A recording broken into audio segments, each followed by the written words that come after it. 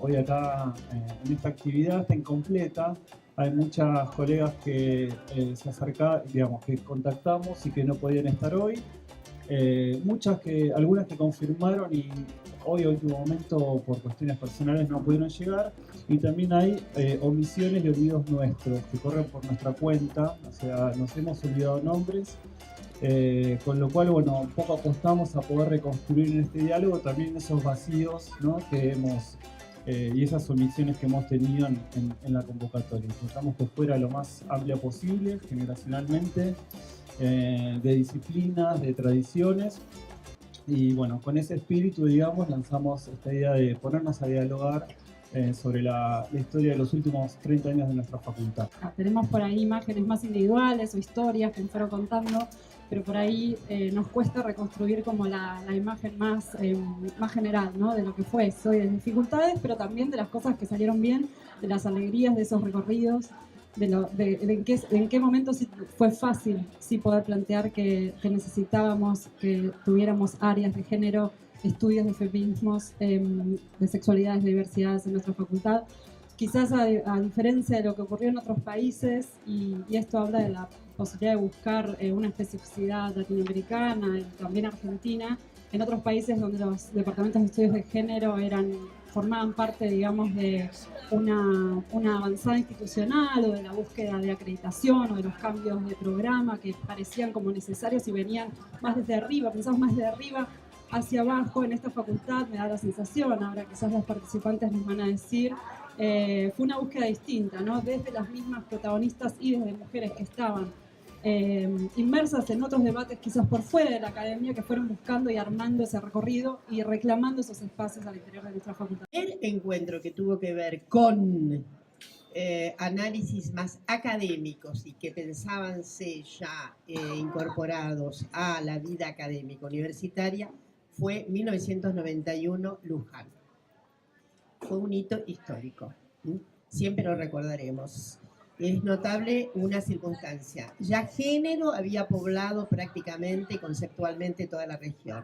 En algunos lugares el concepto de género, ustedes ven qué contrariedades tiene la vida, ahora que estamos con esa avanzada troglodita contra la ideología de género. Bueno, tendremos sexo explícito, eso es lo que va a haber. Pero el segundo encuentro, que es 92-93, fue en sociales. El segundo encuentro ya fue en las facultades sociales.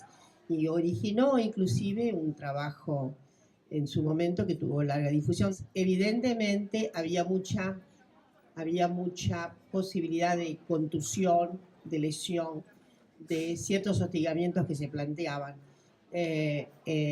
Habida cuenta de que las universidades tenían, obviamente, estaban enmarcadas en una cuadrícula que no correspondía efectivamente a lo que podría ser una avanzada de estudios feministas.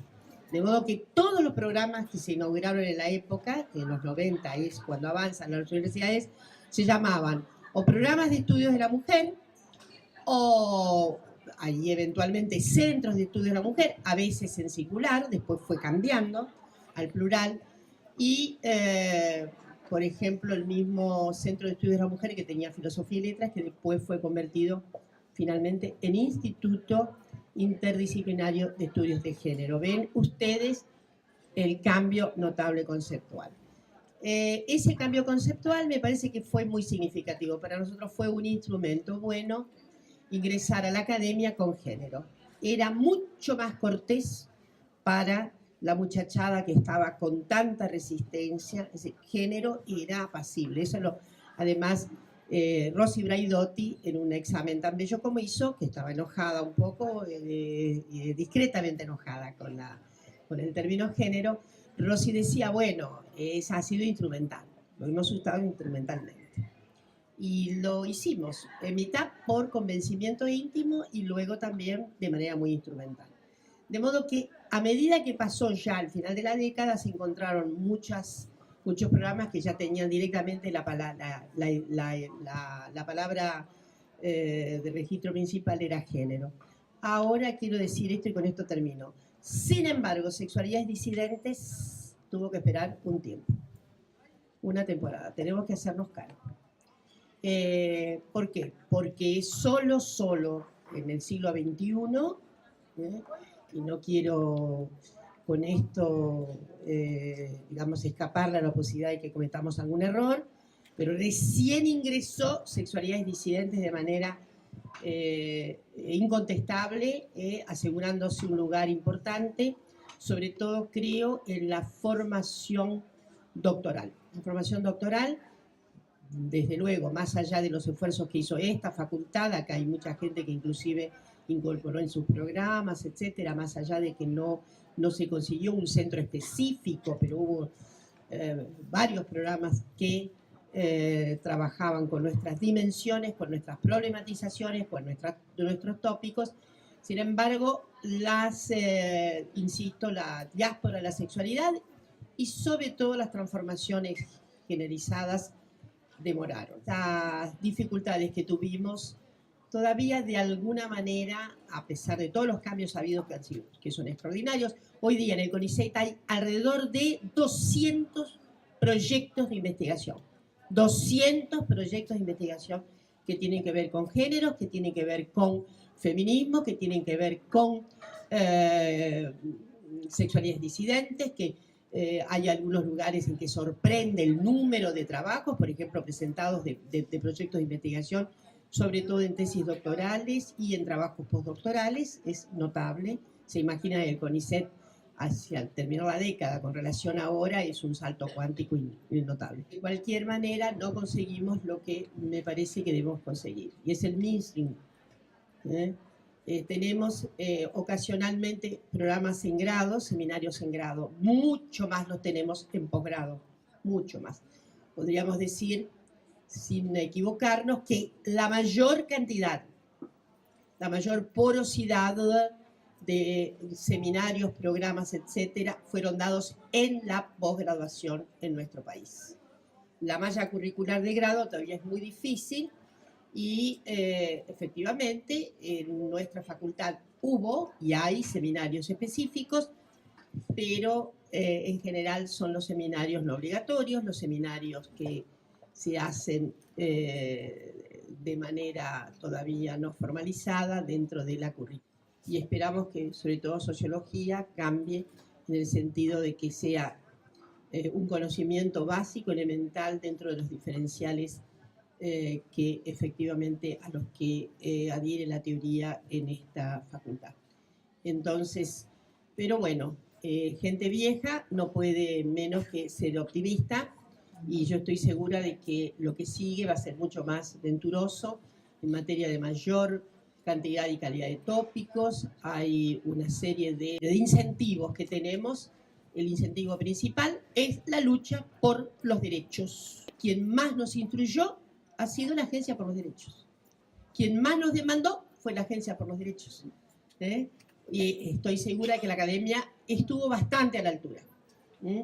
Pero en realidad no debemos pasar por alto que ha sido la Agencia por los Derechos la que concitó una, digamos, una alteración, una modificación, una transformación de aquellos programas que tenían inicialmente solo las mujeres y hoy se han transformado de manera que cabe el amplio arco sexo-social dentro de nuestras perspectivas. Bueno, y arriba los corazones, pero me parece que los incentivos están ahí y que son muy perturbadores, porque por eso creo también, por la Agencia de Derechos y por lo que perturba obviamente esta cuestión, es que se ha planteado como un anatema singular esto de estar contra la ideología de género. Bueno, de momento divertámonos un poco respecto de cómo está la circunstancia sexopática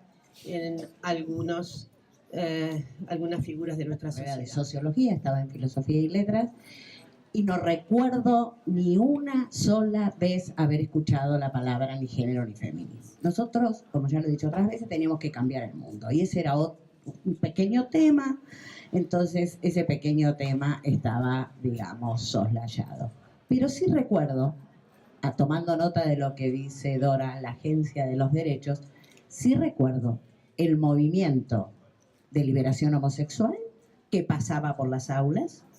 Y sí recuerdo que ese movimiento estaba asociado a el grupo Política Sexual, o alguno de los integrantes iban por uno y por otro, o sea que algo con las sexualidades, algo con los feminismos pasaba por afuera del ámbito académico.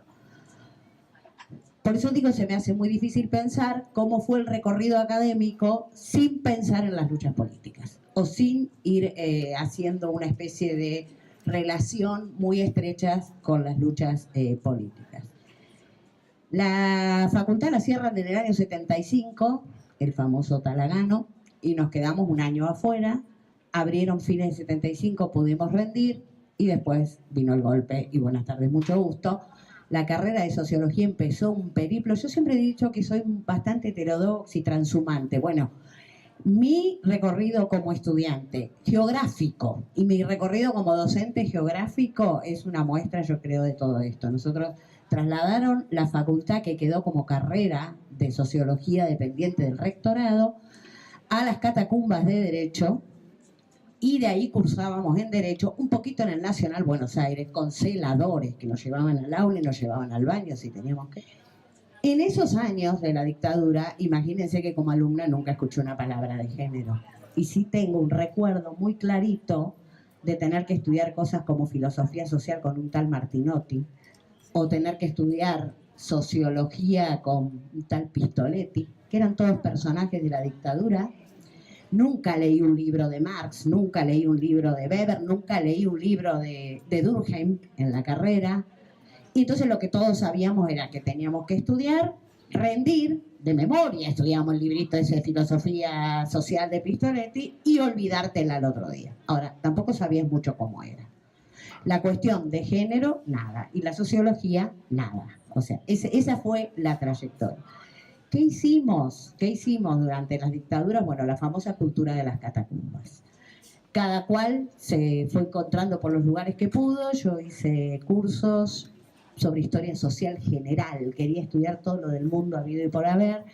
Y ahí, las cosas de la vida, un personaje muy particular, que era gay y que tenía mucho acceso a materiales. Era un uruguayo que era encargado de las relaciones internacionales del Partido Socialista, entonces había viajado por todo el mundo y me acuerdo que contaba cosas de Honduras, de Hungría, de producciones, o sea, ahí leí un poquito. No digo que no pasaban cosas con el feminismo, tenemos muchos materiales trabajados que desde los 60 pasaban. Yo digo, la mayoría, me parece, de mi generación, en qué situación estaba hasta la transición.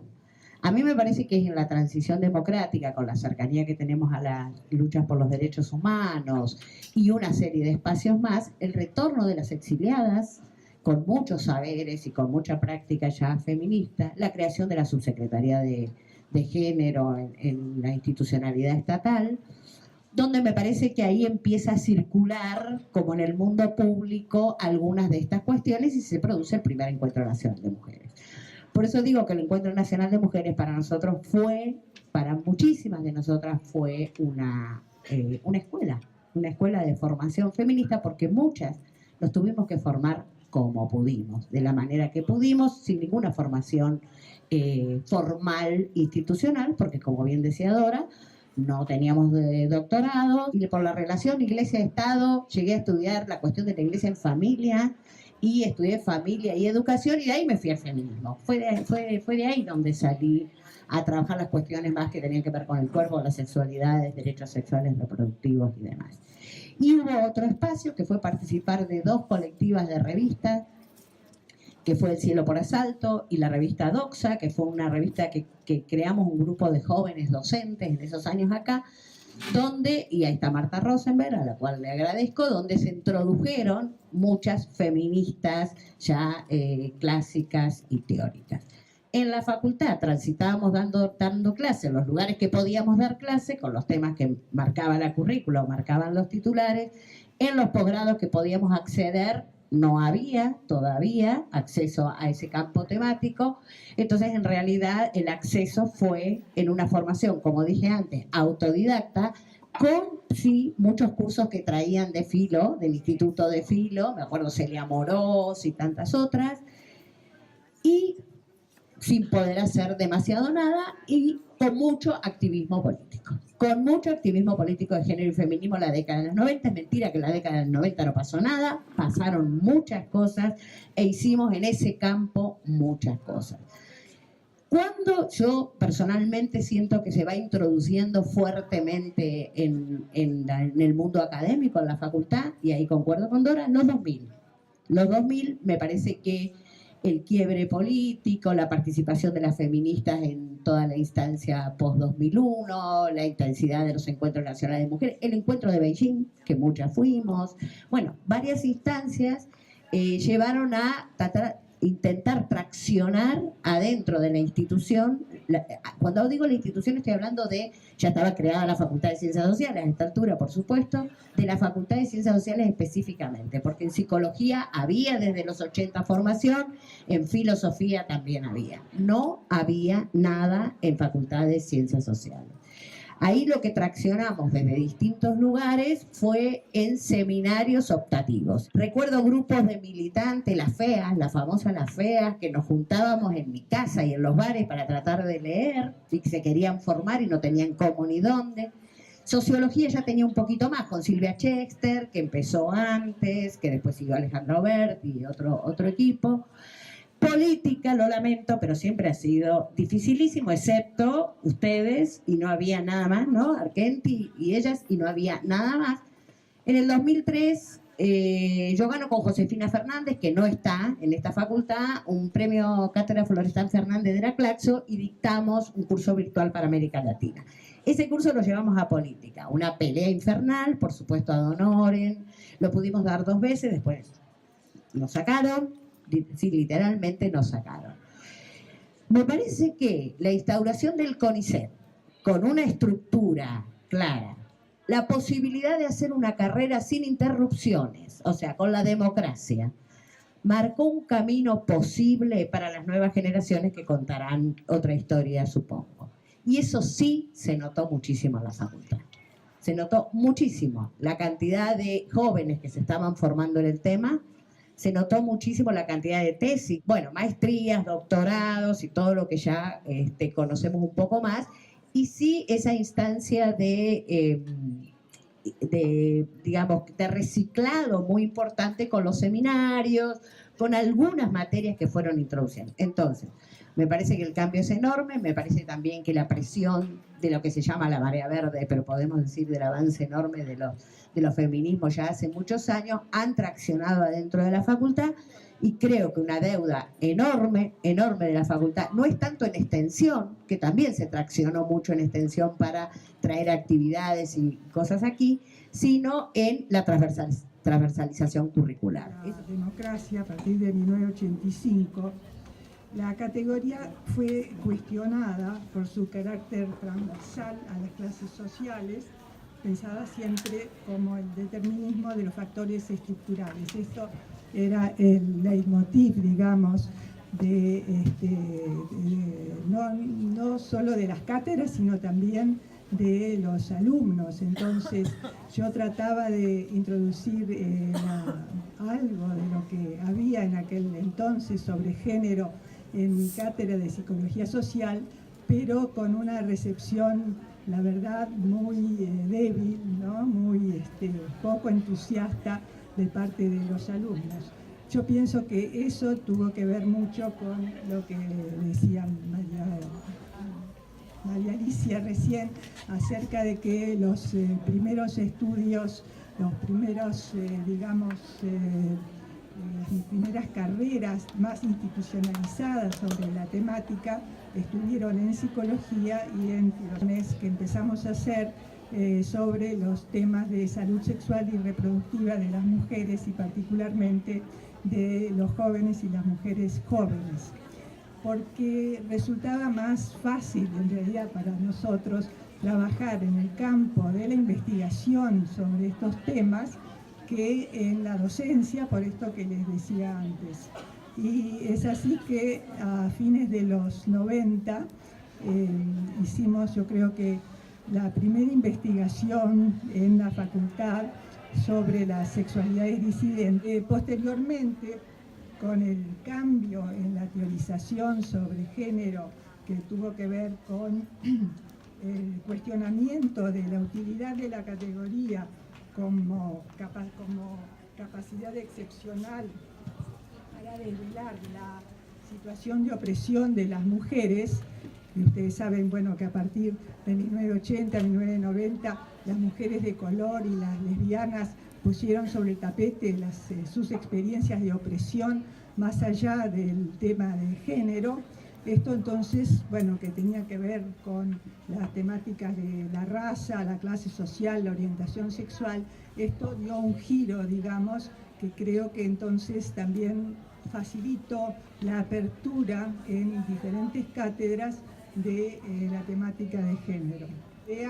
El cambio con respecto a lo que se concebía originariamente acerca de que era el género lo culturalmente determinado y no el sexo, y la revisión acerca de esta teorización como aspectos dicotómicos, configurando también el sexo como condicionado culturalmente, o sea que organizado como un sistema jerárquico que premia unas prácticas y comportamientos sexuales por encima de otros, mientras castiga a otros.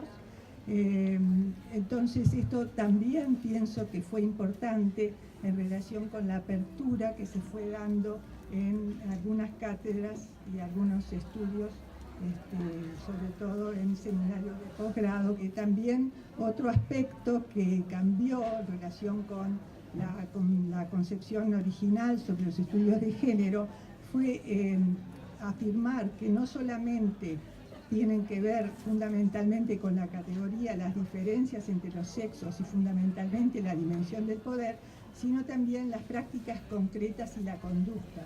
Esto dio pie también a la posibilidad de plantear diversas investigaciones que se fueron realizando en el área, bueno, del desprendimiento, digamos, del área de salud y población del Instituto Germani, que fue el área de los estudios sobre sexualidad.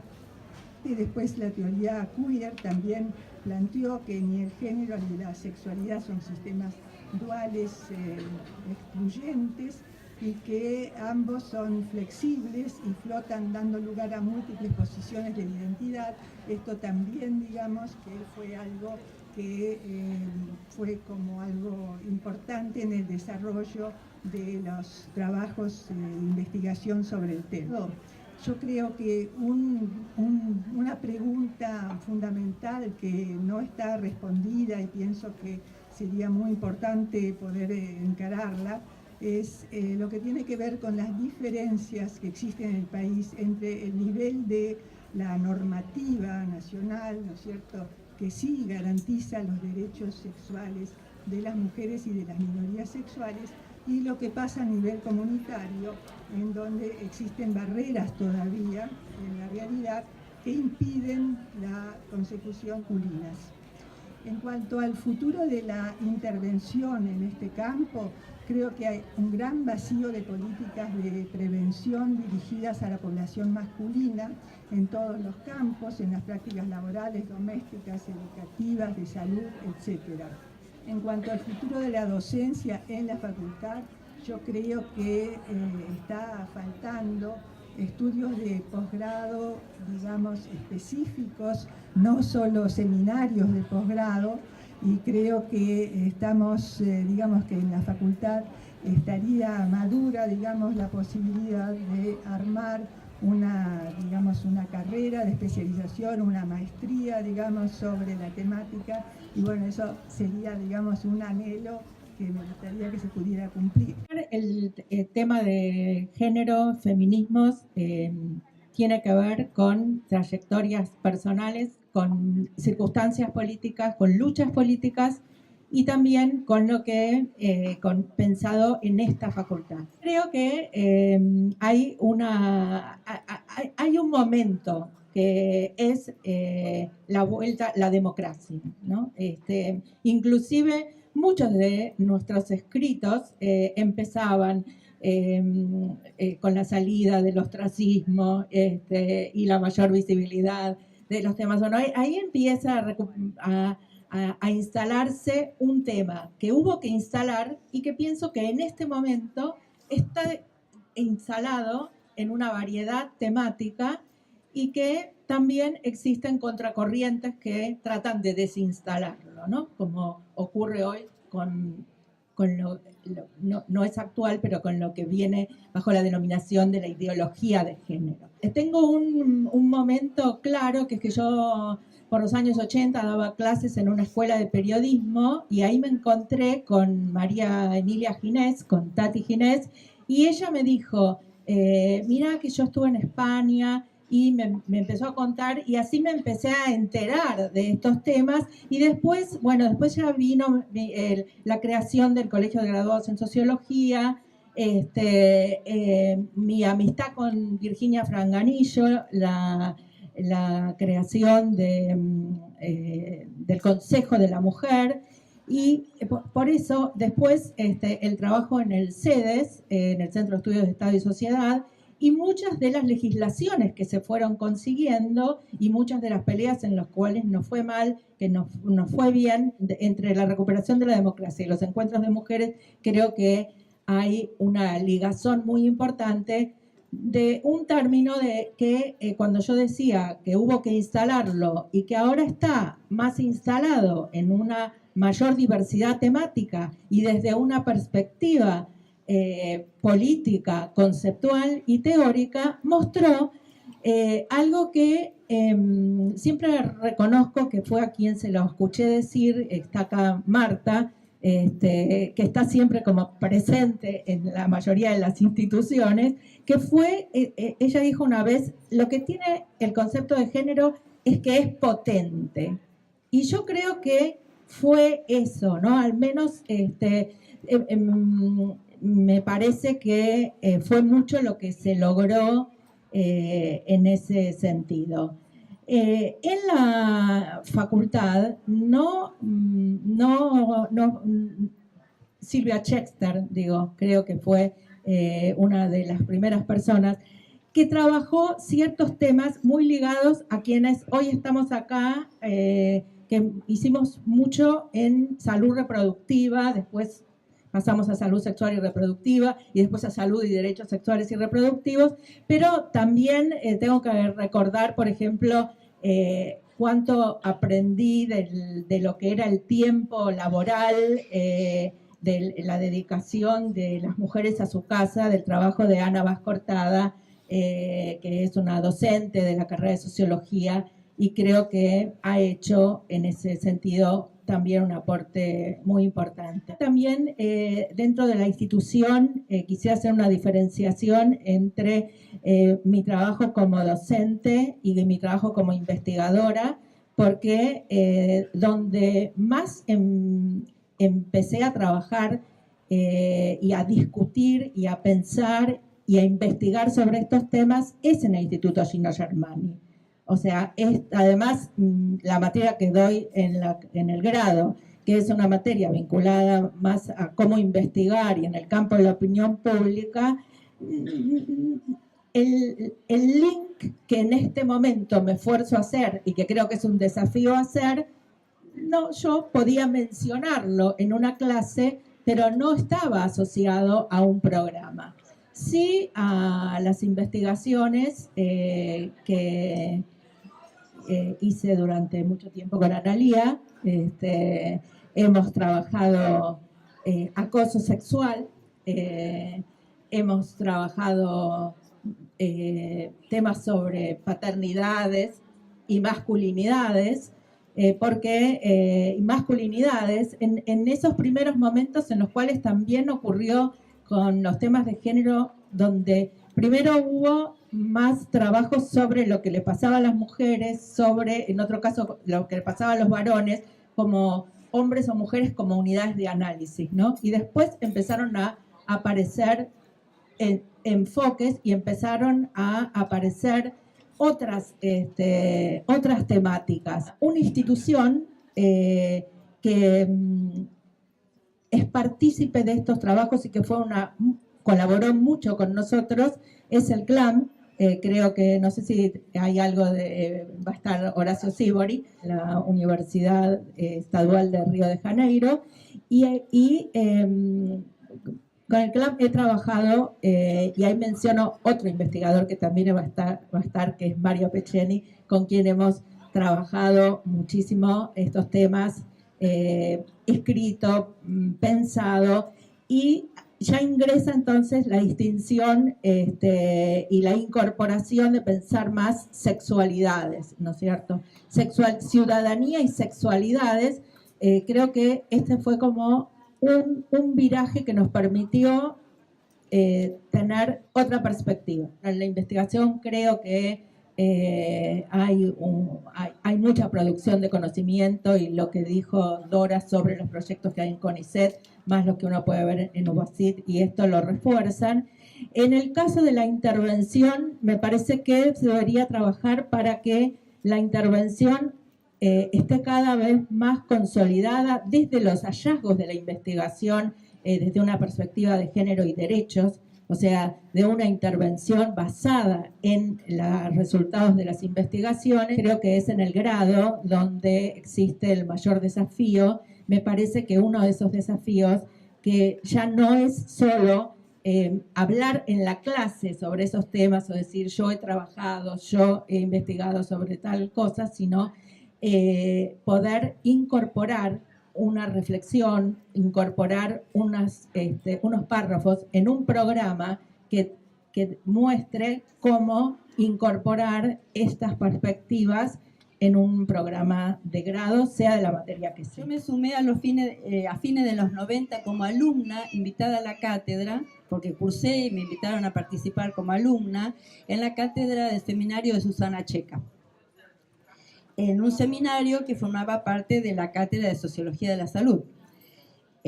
Ese trabajo de Susana Checa en el seminario siempre estuvo dentro de los marcos y de la perspectiva de género, derechos humanos, y así fue reconocido o ha sido reconocido dentro de la facultad y fuera de la facultad.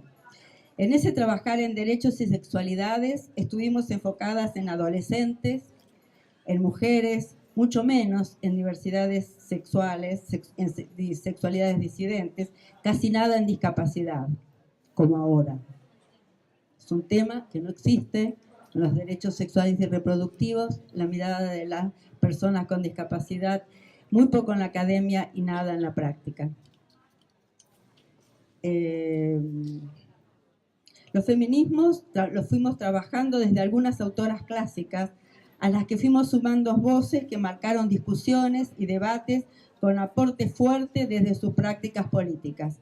Algunas poco citadas, poco por lo no común. Me acuerdo especialmente de Loana Berkins y los textos en los que participó. Bibliografía no tradicional, hace no tantos años. Todo esto dicho desde la perspectiva de pensar en el título que nos convoca, uno de los títulos. Un tema ineludible en esa materia, y así considerada dentro de los feminismos y así tomado dentro de las sexualidades, géneros y derechos, fue en nuestro trabajo el derecho al aborto. Y ese trabajo, esa investigación a partir de un UBASIT y de la cátedra de Susana Checa, dio lugar a un libro fundante que se llama Abortos hospitalizados, un problema de salud pública, una cuestión de derechos humanos, que fue publicado en el año 1996 y cuyas autoras son Susana Checa y Marta Rosenberg, que surge a partir de una de las investigaciones de la cátedra. Es una publicación bastante disruptiva para la UBA en esos tiempos, y se sumaba y sobre todo recuperaba lo que se venía trabajando en el movimiento de mujeres, en las conferencias internacionales, en la militancia. Me parece interesante tener en cuenta estos cambios, especialmente ahora que la llamada marea verde todo lo inunda. Nosotras todo lo inundamos. Pero en ese momento fuimos no tantas y no tantos en ese entonces. En nuestras clases, por los años 2000, el derecho al aborto era abordado con las limitaciones que imponía un tema bastante silenciado en la sociedad y poco trabajado en la mayoría de los ámbitos académicos. En muy pocos espacios se trabajaba y se hablaba. Desde entonces, el tratamiento del aborto en las ciencias sociales como tema de salud pública, de derechos humanos, de reconocimiento de autonomía y ejercicio de ciudadanía tiene un recorrido más contundente y visible, empujado por esto que, como hablaba Dora y decía María Alicia, empujado por la lucha y la conquista por los derechos. Uno de nuestros objetivos fue y es estudiar, difundir, promover los derechos sexuales y reproductivos, incluido el aborto, a través de compartir información y analizar textos críticamente. A través de los años, las nuevas leyes que garantizaron derechos conseguidos por el ejercicio político de la militancia permitieron también una mejor y mayor participación y discusión teórica. Lo que se desconocía se hacía visible y las preguntas y exigencias aumentaban. Las y los jóvenes se preguntaban y nos interpelaban académicamente, pero también como personas políticamente comprometidas. Esto que teníamos preocupación de no plantear nuestras posturas políticas para no obturar los debates a través del tiempo, precisamente los últimos años, cuando empezaban las clases, las personas que asistían a estos seminarios, a estas clases, lo primero que hacían era reconocernos como militantes en las calles.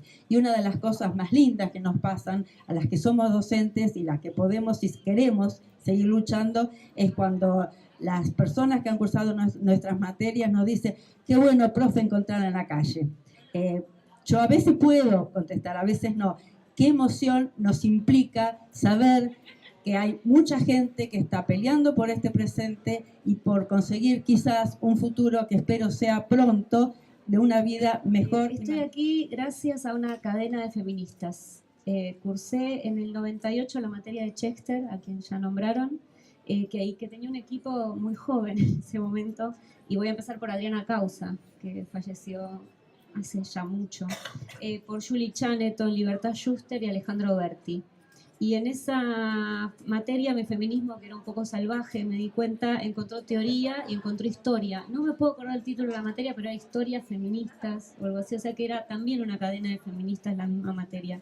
Y hace poco encontré el programa y ahí me di cuenta que leímos una tempranísima traducción de Judith Butler, que esas traducciones venían en revistas que hacían feministas, y como las revistas también eran fundamentales, ¿no? para esta línea de la que vienen hablando Dora, María Alicia, Elsa. Otra, son todas cosas sueltas. Un día de los primeros 2000, con otro grupo de feministas, pensamos formar un área, un poco mirando lo que hacía Filo. Discutimos, era más fácil, lo dijo Dora, llamarla de género, ¿no? Discutimos mucho, la llamamos Grupo de Estudios Feministas. No podíamos prever lo que iba a suceder 15 años después. Hoy yo creo que no nos equivocamos de llamarlos feministas. Era un nombre que en ese momento molestaba y me parece que estuvo bien mantenerlo. No fue la primera vez que la categoría de género se disponía como un lugar seguro. En el 2000, cuando se refundaron, hubo una suerte de refundación de las jornadas de sociología que venían muy cabizbajas, se armó una mesa de género, ¿no? Compañeros varones armaron una mesa, comillas, de género. Se proponía allí un título tan amplio como tranquilizador: cuestiones de género. Todo el mundo sabía que eran cosas que hacen las mujeres. Entonces ahí se hablaba de aborto, salud, ancianidad, educación, niñez, ¿no?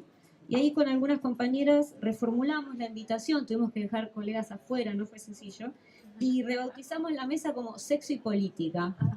No significaba mucho, pero para nosotras era un modo de no aceptar una especie de closet que se nos ofrecía, o, para seguir el título de la mesa, una especie de sótano. Desde aquel programa que iniciamos juntas, algunas de nosotros en la materia de Chester, estudiamos mucho, pero muchísimo, juntas, creando bibliotecas que no había. La biblioteca era tan mala como creo que es hoy en cuestión de actualización y traduciendo, juntándonos, buscando especialistas.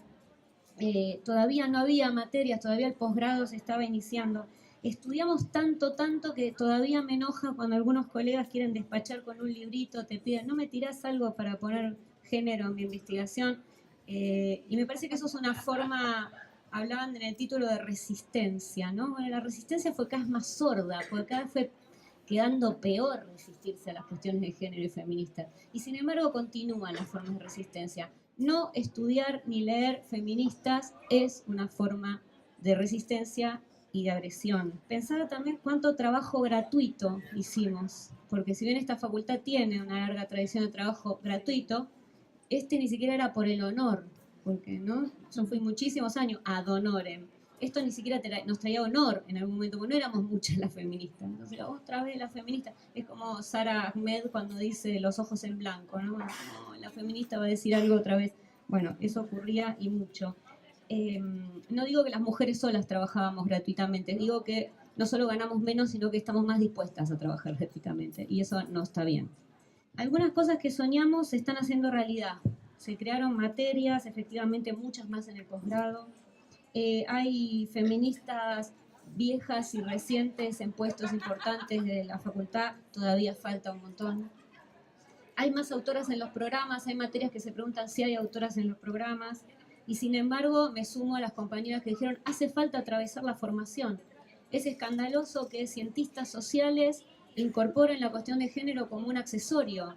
Es central que quienes salgan de esta facultad hagan comunicación, hagan política, hagan sociología, entiendan que somos seres sexuados, corporales, con habla, y no ese individuo abstracto en el que nos formamos y lamentablemente nos continuamos formando. Hay algo que me gustaría que pudiéramos preservar y que no ocurre en muchos países, que es el encuentro entre academia y activismo, academia y militancia. Recién se decía la calle, y que ese intento de separar como dos compartimentos, que a veces viene de la academia, pero a veces también viene del activismo, yo nos pediría no sostenerlo, porque esa división solo beneficia el elitismo. Esa división que no es común, basta con salir de esta academia o ir a otros países para ver que hay lugares donde está muchísimo más separada. Creo que es un valor de esto que compartimos y que hay que mantenerlo. En relación con el elitismo, efectivamente ya se dijo, una deuda que tenemos es que la revolución de los géneros realmente atraviese esta institución, ¿no? Y no solo por la cuestión de poder hacer algo con la población trans, travesti, que se convirtió en tema, pero que cursa muy poco en nuestras aulas, sino porque la UBA todavía se debe una reflexión acerca de su composición de clase, su composición racial, su composición capacitista, etcétera, etcétera, etcétera. Viendo con lo que habían hecho las colegas de economía feminista, muchas veces pienso que estaría buenísimo, es medio soviético, pero como si la facultad pudiera ofrecer una usina de datos, investigaciones, lo que llamamos datos duros sobre algunas cuestiones que tienen que ver con lo que nos interesa. Muchas veces decimos, hay una guerra contra las mujeres, una fórmula muy interesante, o los femicidios han crecido, han decrecido. Muchas veces se habla un montón en los medios y en cantidad de ámbitos. Me parece que la facultad podría ofrecer una guía en este sentido. No dejar de lado la idea de que podemos producir conocimiento situado y ofrecerlo a una sociedad que lo está demandando. Y que ahí hay un espacio que ocupamos de alguna manera, pero que sería bueno ocupar aún más, dar a eso que se demanda una palabra autorizada. Y con autorizada no quiere decir única, quiere decir autorizada. En mi experiencia atravesé en esta facultad y donde me ha parecido más valioso es cuando, más que quedarme en un grupo de género, en un área de género, en una materia de género, te encontrás con feministas por todos lados. Feministas en la secretaría, feministas en los posgrados, feministas en cada espacio de la facultad, y feministas en el sindicato, feministas, porque es ahí donde se produce otra diferencia y donde se resiste la idea de que volvamos al sótano, o nos quedemos, ahora no es el sótano, pero nos quedemos encerradas en algún lugar, hablando entre nosotras. Y eso me parece que es lo que más tenemos que combatir, y más tenemos que aprovechar el momento en que la sociedad demanda que hablemos. Trabajo sobre mujeres jóvenes hace muchos años, pero trabajaba con jóvenes desde el grado, y entonces la voy a ver a Dora para ver si me quería dirigir, y Dora me dice, che, ¿por qué no incorporas género? Y yo tenía 26 años y no había leído un texto de género en mi facultad. Y a partir de ese momento me abrió un mundo. Efectivamente, cuando en el 2012 creamos el área de comunicación, géneros y sexualidades en la carrera de comunicación de esta facultad, hacíamos memoria de cuál era el terreno ya ganado, o por lo menos ya intervenido, por supuesto militado por las compañeras, por las maestras, por las compañeras y por las colegas que nos habían precedido para hacer posible el imaginar un espacio propio en la carrera de comunicación para pensar el cruce con género. Y ahí aparecían entonces por supuesto, muchas de las acciones que ustedes contaron, y básicamente los seminarios aislados, optativos, pero que habían sido esa apuesta de formación en el grado, ¿no? El iniciar un espacio, institucionalizar ese espacio que dio lugar a la primera formación que tiene esta carrera, entiendo, ¿no? En géneros de modo sistemático, que es el PACGES, que es el Programa de Actualización en Comunicación, Géneros y Sexualidades, que ya lleva 4 cohortes. Fue posible por esas condiciones que fueron creando de manera, por lo que escucho ahora en la memoria, de manera muy osada, muy porque había que hacerlo y muy porque había mucho deseo de hacer cosas, y que nosotras, las un poco más jóvenes, entendíamos que era necesario institucionalizar. Como ese posgrado, me parece que es interesante como el perfil que propone, es un perfil abierto, con lo cual aquí a las aulas de esta facultad vienen a formarse en este cruce que comenté, personas que han egresado, o estudiantes avanzados o avanzadas, pero también egresados y egresadas de la facultad y de otras, y también activistas, y también docentes, y también personas que están trabajando en política pública, en el sistema de salud, en la justicia, o que son abogados, abogadas, psicólogas, psicólogos,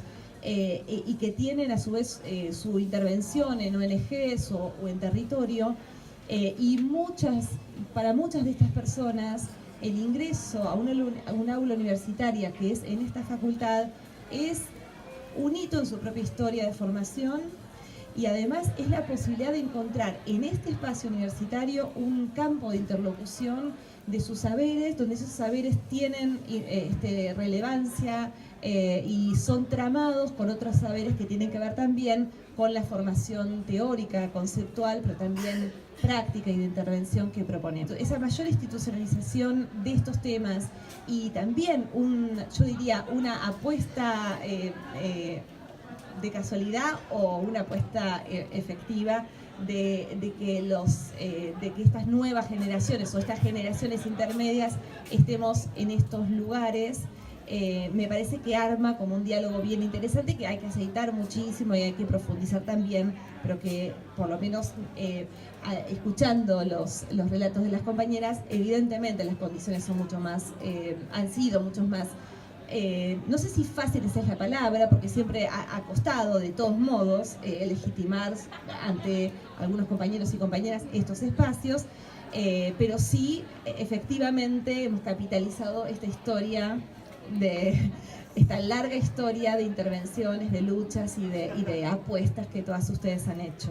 Desde los seminarios que hemos dado en la carrera de comunicación, como también en este programa de actualización, los temas que pensamos siempre son, superados por los temas que traen los y las estudiantes. Y me acuerdo que en la segunda vez que he dado seminarios que se llamaba Agenda de Género, Agenda de Medios,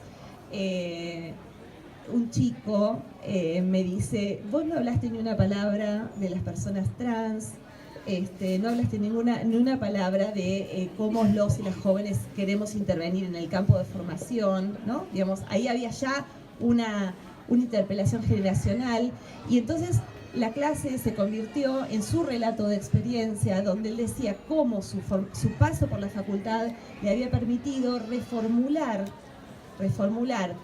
su relación con su mamá, que había devenido trans, hombre trans, y había sido en el transcurso de su formación en esta facultad, y que por primera vez dice: yo he pasado por esta facultad y es la primera vez que en un seminario donde aparece la palabra género me atrevo a contar mi historia. Es decir, ahí aparecía incluso la distancia entre nuestra idea de lo que se necesitaba como formación, pero sobre todo el espacio de interlocución y de conversación y de puesta puesta de palabra de una cantidad de circunstancias vitales que muchas veces no están ni siquiera en los contenidos, pero que tienen que ver con los y las estudiantes que tenemos en las aulas. Parece que estamos en un momento de ampliación del horizonte, de las, digamos, de las expectativas que tienen quienes vienen a la facultad en relación con estos temas. Y el dato que para mí, digamos, selló también esta convicción, es que esta misma semana presentamos un libro en el patio de la facultad y estaba, no sé cuánto, yo soy muy mala para calcular, pero había muchos cientos de pibes y de pibas quedándose hasta muy tarde, en la tarde, escuchando la presentación de un libro sobre feminismo. Ingresé a esta facultad en el marco de una carrera inexistente. Empecé en una carrera y terminé en una facultad. Circulé por 6 edificios, me sobran los dedos de una mano para contar las titulares de cátedra que tuve. Y estas son cuestiones que van signando a lo largo del tiempo. Empecé la carrera de ciencia política cuando solo era un papelito y una oficina en el rectorado, que no tenía espacio físico, y empiezo a contar este relato, porque este relato va a tener mucho que ver con qué decido seguir empeñada, emperrada en terminar esa carrera que empezó como empezó, y con cómo el feminismo ofrece fortalezas no solo de tipo personal, sino de tipo académico. Y yo creo que terminé esa carrera, a pesar de todo, por estas fortalezas que me permitió el feminismo. Y estos desafíos que en los años 80, la efervescencia democrática y la incorporación de la democracia a las aulas, en donde hoy también se cumplen, en este mes se cumplen 35 años, hace una suerte de discusión. Entonces yo en esta máquina de las décadas me recibo, y en la década de los 90 es donde me incorporo a discutir, o a discutirme, o a discutir con otras personas lo que tenía que ver con cuestiones de poder vinculado a las mujeres y al feminismo. Y quería recuperar esta idea de los 90 como una década vacía, que no fue una década vacía, sino que fue la década que preparó lo que después estamos viendo o que hoy conceptualizamos como la marea verde, el cuarto momento del feminismo, etc. Y quiero revalorizar esa experiencia porque fue una estrategia de resistencia dentro de la facultad. Y a mí me gustaría recuperar el concepto de género, pero recuperarlo con ese criterio genuino que tiene al momento de conceptualizarse, que es la cuestión de poder en relación a las relaciones binarias, como en ese momento se conceptualizaba entre varones y mujeres. Y para mí este es un elemento sumamente disruptivo, porque fue disruptivo ir a proponer, María Alicia lo mencionó, en ese momento había una asignatura que daba Silvia Chexter, y ir con Tete Argenti a proponer a la carrera de ciencia política, donde no había profesoras, por supuesto un seminario optativo del último año, pero en donde decidimos en el año 90 ponerle género y política, no mujer y política, era género y política, y empezar a introducir una serie de discusiones en relación a la discusión de teoría que en ese momento no estaban incorporadas a las discusiones de los planes de estudio. Me gustaría discutir algunas cuestiones, porque creo que el lenguaje constituye sujetos, y en ese constituir sujetos también constituye estrategias de resistencia y de avance. Y en este sentido, pasar del concepto de mujer a pasar al concepto de género, todavía bastante asociado a distinción, a lógicas binarias, ¿no? En esta facultad di durante varios años opinión pública, y entonces el clásico ejemplo de variable dicotómica era, la variable sexo es dicotómica, varones y mujeres. Hoy no se me ocurriría decir esa barbaridad, por supuesto, porque he compartido muchos años de trabajo con Loana, porque he repensado precisamente estas posiciones de sujeto que ponen en lógicas dicotómicas. Pero me parece que estas cuestiones del lenguaje están dando cuenta de esa cuestión. Si hoy tuviera que hacer el mismo seminario en esta facultad, ni siquiera hablaría de feminismo. Redoblaría la apuesta y me gustaría trabajar sobre el concepto de androcentrismo. ¿Por qué? Porque va a estar dando esta vuelta de tuerca en relación a la incorporación a sujetos subalternizados, ¿sí? Hace 10 años atrás, y de hecho tengo algunas publicaciones en este sentido, hablaba de las acciones afirmativas para sujetos desaventajados. 10 años después, estoy hablando de sujetos subalternizados, porque los sujetos no son desaventajados per se. No estamos en una posición de subalternidad porque somos boludos, boludas o boludes y nos gusta estar ahí, sino que hay una conceptualización, una organización patriarcal en donde ubica a algunos sujetos en posición de subalternidad en relación a otros. Las mujeres, las disidencias sexuales son protagonistas, pero cuando esas subalternidades las cruzamos con el género, la clase, la raza, la cuestión geográfica adquiere otra relevancia en términos de poder. Y para mí los desafíos, digamos, dichos así como muy rápidamente, lo pondría en cuestiones que tienen que ver con la transversalización. Y creo que este es un desafío académico e intelectual a la hora de seguir repensando estas cuestiones. Ha habido reformas de planes de estudios en esta casa, algunas más recientes, otras menos recientes. No se enteraron. No se enteraron. Y creo que salir de la guetización académica de el seminario optativo que tiene que juntar entre 10 y 15 inscriptos para abrirse con docentes ad honorem, es un desafío político al interior de la facultad. Entonces, por un lado, transversalizar el grado, por decirlo en un punto. El segundo punto es rediscutir cómo difundimos conocimiento con nuestros y nuestras estudiantes, en donde revisar esos programas y esas bibliografías que repartimos raramente están equilibradas.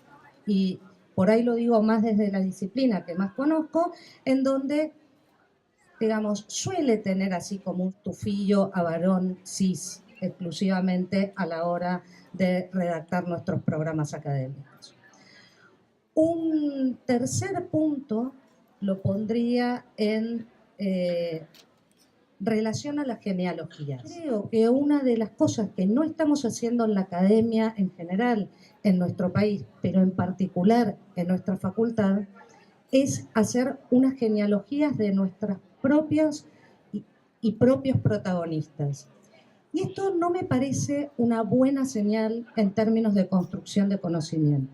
Seguimos criticando nuestra deuda epistémica con el conocimiento construido desde el norte, pero resulta que no hacemos nuestras propias genealogías.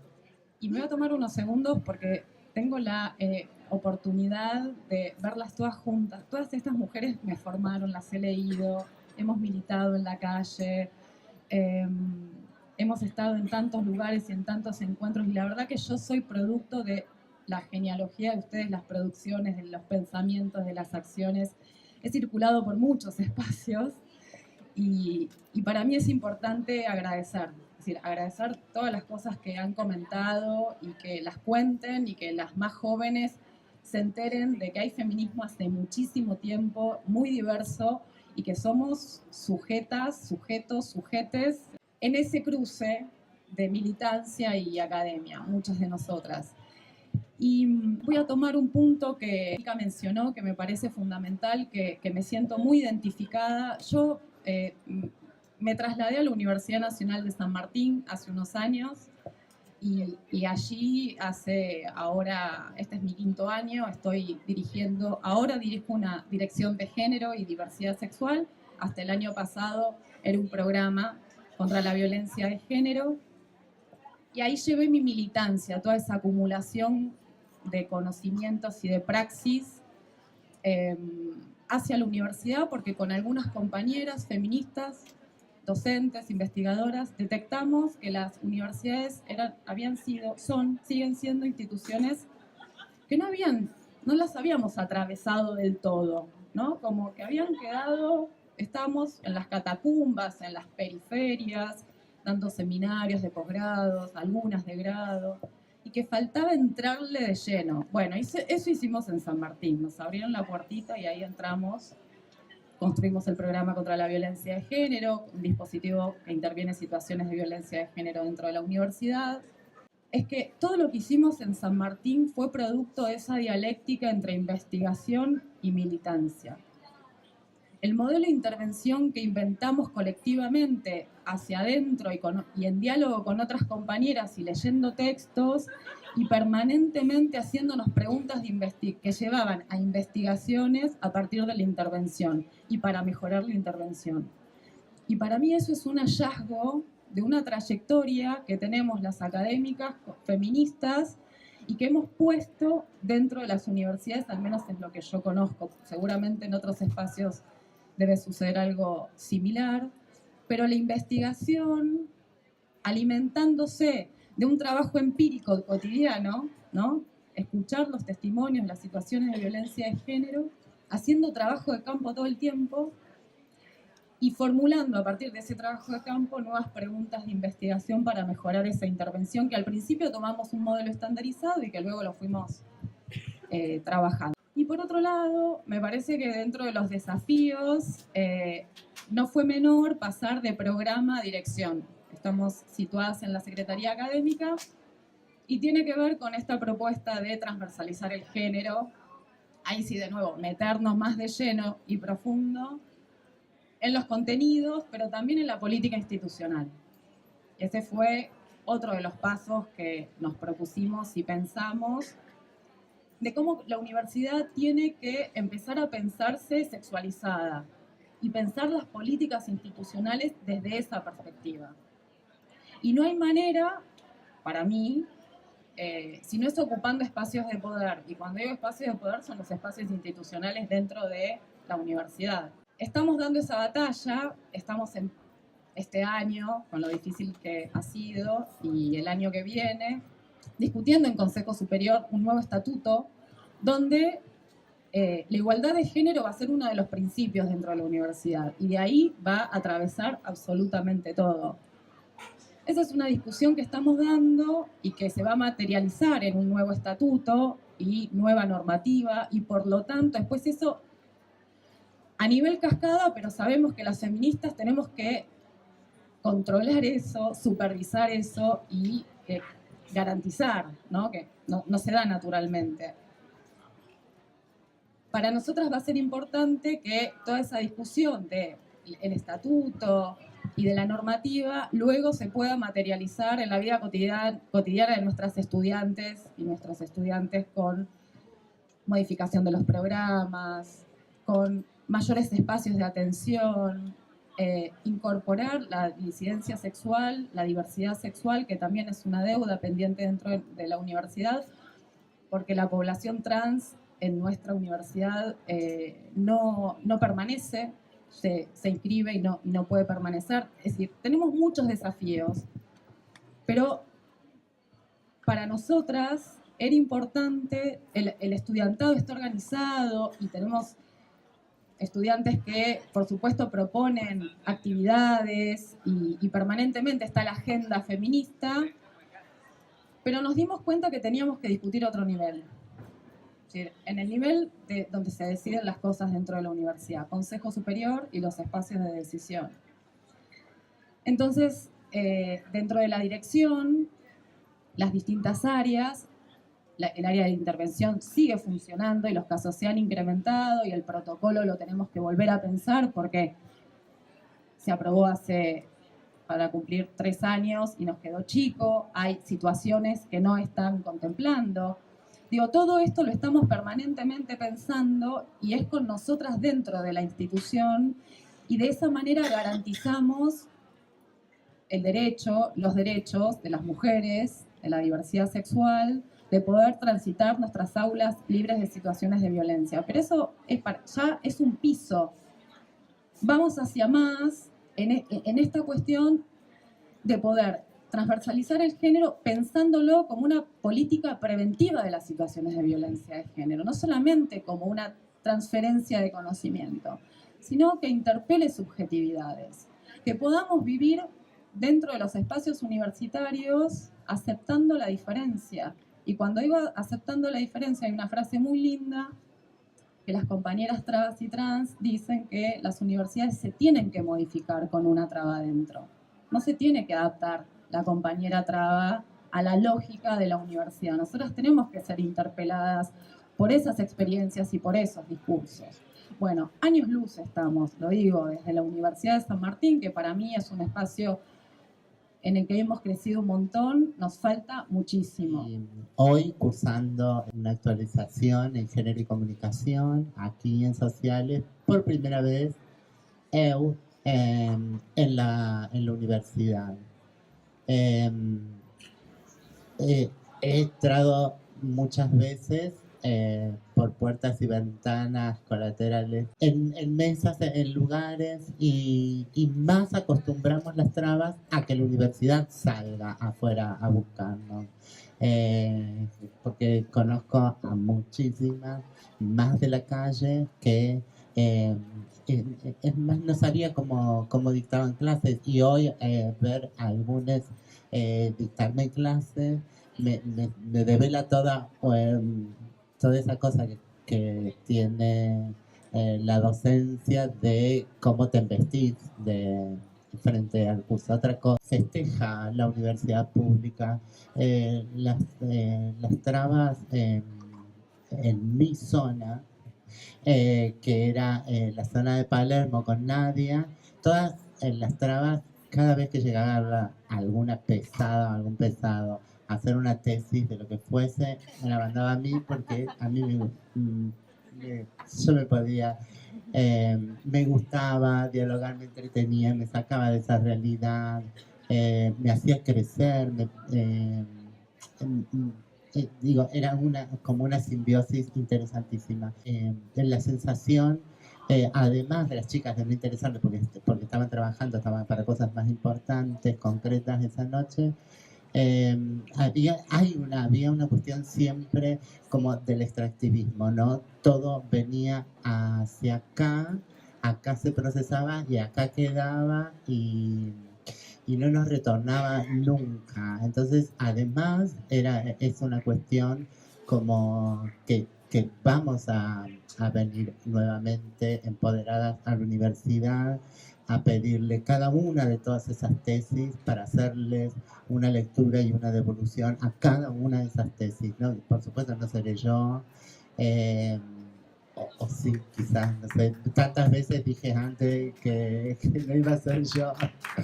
Y bueno, he visto cosas. Digo, yo no tengo que estar en la mesa con todas estas compañeras que sí han estado a lo largo de estos 30 años, que sí han habido hitos de los que han sido parte, de los que han sido gestoras, porque yo precisamente mi responsabilidad es marcar la ausencia. No puede estar la traba si en realidad es una pantomima de que no las hay, no están las compañeras ingresando, cursando, dictando clase, pero bueno, me convenció muy amorosamente de que, bueno, tal vez ese y solo ese sea el importante error, venir y decir que todavía está el desafío enorme de salir a conquistar, no sé, cómo que la comunidad trans entre, que todavía son momentos para avanzar con los tacones de punta. Tenemos que empezar a hacer reales praxis para volver a salir y traer a alguien de la mano, para ir entre todas y todas a pelear presupuestos, porque son sobre todo estas facultades de humanidades son altamente feminizadas, y no puede ser que estéticamente en la cosa veas varones. Ya queda mal hasta eso, queda mal que los compañeros y las compañeras entren a decirnos que se van a la asamblea, que siempre habla el varón y la piba repartan los volantes.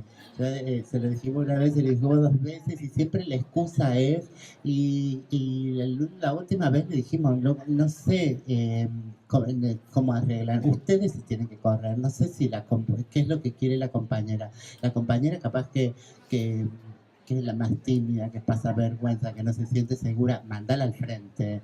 Vos te tenés que correr. La responsabilidad de los varones es correrse ustedes.